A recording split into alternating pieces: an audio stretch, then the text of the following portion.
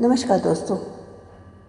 आज मैं आप लोगों के लिए एक ऐसी मोटिवेशनल स्टोरी लेकर आई हूँ जिसे आप जब सुनेंगे तो आपको पता चलेगा कुछ लोग ऐसे होते हैं जो लाखों करोड़ों में खेलने लगते हैं, मालदार हो जाते हैं, टाटा बिरला बन जाते हैं, और कुछ लोग सिर्फ एक एम्प्लॉय बन के रह जाते हैं। मैं आपको एक छोटी सी स्टोरी सुनाने जा रही हूँ। उम्मीद है ये मोटिवेशनल स्टोरी आप लोगों को सही रास्ता दिखाने में मदद करेगी। ऐसा हुआ कि एक बार दो दोस्त जो बहुत गरीब थे, अपनी स्टडी करने के लिए, अपनी सिविल की पढ़ाई करने के लिए एक शहर में आए। दोनों काफ़ी गरीब थे, लेकिन पढ़ाई में दोनों ही बहुत तेज़ थे। सो दोनों अपनी स्टडी शुरू कर दी, लेकिन उनके पास इतने पैसे नहीं होते थे कि वो लोग जाकर कोई रिक्शा कर सकें, या कुछ पैदल ही 2 किलोमीटर का दूर का सफ़र होता था, पैदल ही जाना, पैदल ही आना। इतनी गरीबी और तंगी में भी अपनी स्टडी में दोनों ने पूरी लगन लगाई हुई थी, और पूरी लगन से उन दोनों ने जब अपना सिविल का एग्ज़ाम दिया तो दोनों के दोनों ही सेलेक्ट हो गए। इन दोनों में अच्छी दोस्ती थी, दोनों सेलेक्ट हुए, लेकिन सेलेक्ट होने के बाद दोनों को अलग अलग ज़िले में जॉब लग गई और दोनों अलग हो गए। ऑफ कोर्स ऐसा हुआ कि स्कूल के टाइम के मिले हुए दोस्त फिर कभी मिले ना मिले, बस वैसी ही कुछ सिचुएशन थी कि ये लोग दोनों अलग तो हो गए और बहुत टाइम तक अपनी अपनी जॉब में अलग अलग रहे, एक दूसरे से कंसर्न ख़त्म हो गया इनका। लेकिन एक बार ऐसा हुआ, इन दोनों के माइंड में ही आया, क्यों ना हम अब ये नौकरी छोड़कर 15 साल निकल चुके हैं नौकरी करते करते, कुछ और काम करें। सो इन लोगों ने दोनों ने ही बाई चांस एक ही टाइम पे अलग अलग जॉब छोड़ दी। एक जो था उसने जब जॉब छोड़ी तो उसने अपना खुद का एक बिज़नेस शुरू किया, छोटा सा बिज़नेस शुरू किया। कुछ ऐसा हुआ कि उसका बिज़नेस बढ़ता बढ़ता इतना फैल गया कि वो एक बहुत बड़ी कंपनी का मालिक बन गया। और इधर जो दूसरा था, उसने जब जॉब छोड़ी तो जॉब छोड़ने के बाद कुछ समझ से बाहर था उसके, सो वो अपनी जैसे तैसे करके दूसरी जॉब ढूंढना शुरू कर दिया उसने। बहुत टाइम हो गया जब उसे जॉब नहीं मिली, तो एक बार जब उसने न्यूज़पेपर में देखा कि एक कंपनी की वैकेंसी निकली हुई है, और वो देखकर हैरान रह गया कि उस वैकेंसी का मालिक उसका वही दोस्त है जो उसके साथ पढ़ाई किया करता था। उसने सोचा क्यों ना यहाँ जाकर मैं अप्लाई करूँ, ये मेरा पुराना दोस्त है, मुझे देखकर खुश भी होगा और मुझे जॉब भी दे देगा।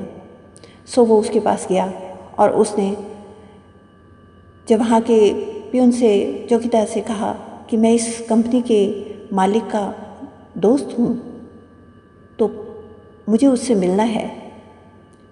चौकीदार ने मना कर दिया कि उनसे अपॉइंटमेंट के बिना तो कोई मिल नहीं सकता, सो आप कैसे मिल सकते हो। लेकिन बाई चांस ही वो जो मालिक दोस्त था वो वहाँ से निकल रहा था अपनी गाड़ी में। उसने जब इसे देखा तो उसने अपनी गाड़ी रोकी और उसे गले मिला और उसे अपनी गाड़ी में बिठाकर अपनी कंपनी में लेकर गया। तब इस नौकरी मांगने वाले दोस्त ने उससे कहा कि तुम इतनी बड़ी कंपनी के मालिक हो गए हो, मेरे लिए भी कोई जॉब का इंतज़ाम करो।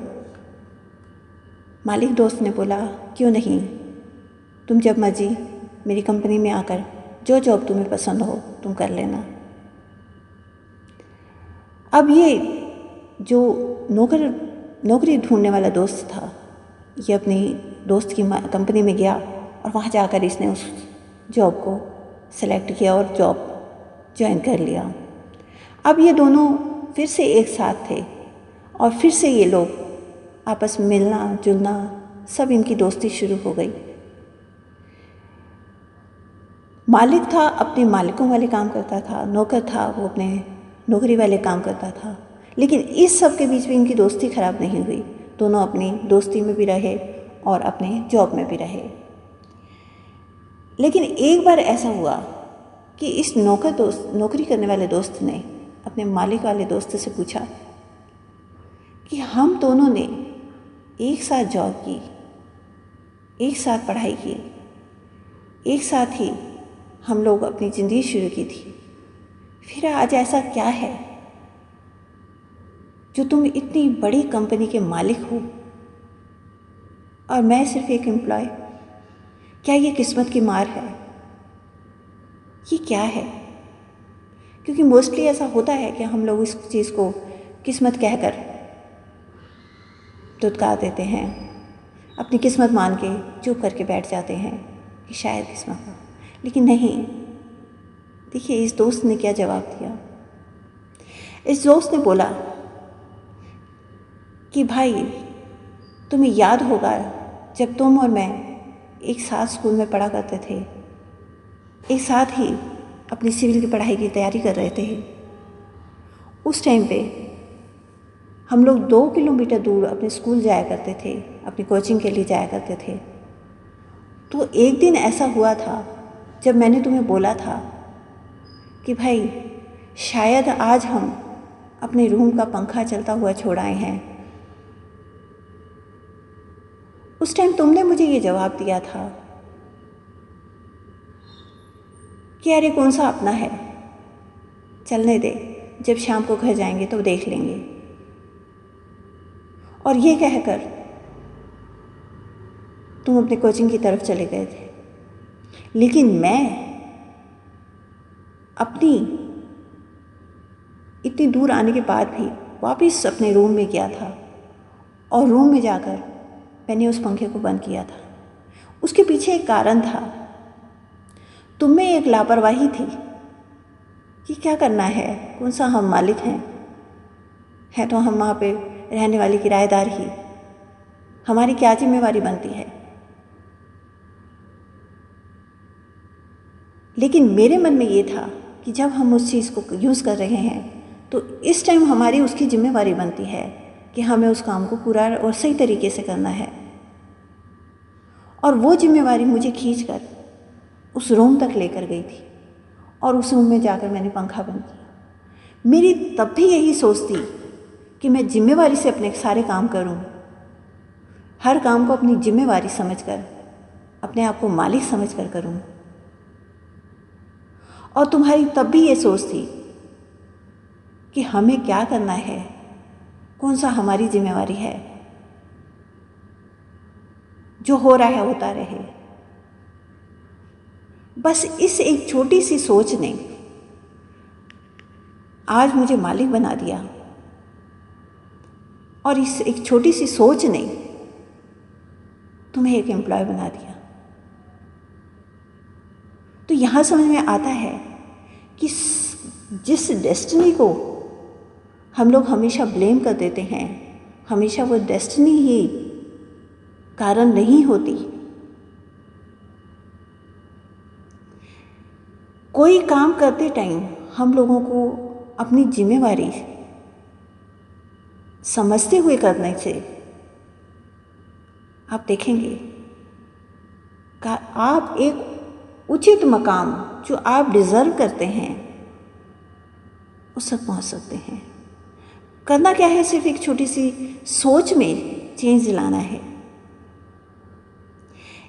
अगर आप सोचते हैं कि आप एक मालिक बन सकते हैं, एक बहुत बड़ी कंपनी खड़ी कर सकते हैं, तो यकीन मानिए उस सोच को पूरा करने के लिए जैसी सोच आपको चाहिए, जो जिम्मेवारी आपको चाहिए, जो एक मालिकाना सोच होनी चाहिए, वो अगर आपके अंदर आ जाती है तो आप भी ऑफकोर्स एक बहुत बड़ी कंपनी के मालिक बनने की लायक होंगे। अपनी सोच में थोड़ा चेंज लीजिए। उम्मीद है ये छोटी सी स्टोरी आप लोगों को मेरी बात समझ में आई होगी कि किस तरह से एक जिम्मेदार इंसान, एक सही तरीके से सोचने वाला इंसान मालिक के पद पे पहुंच जाता है और कहाँ एक लापरवाही से सोची हुई सोच आपको सिर्फ एक एम्प्लॉय बनाकर रख देती है। उम्मीद है ये मेरी छोटी सी स्टोरी आप लोगों को पसंद आई होगी। मेरे चैनल ज़रूर सब्सक्राइब करें। धन्यवाद।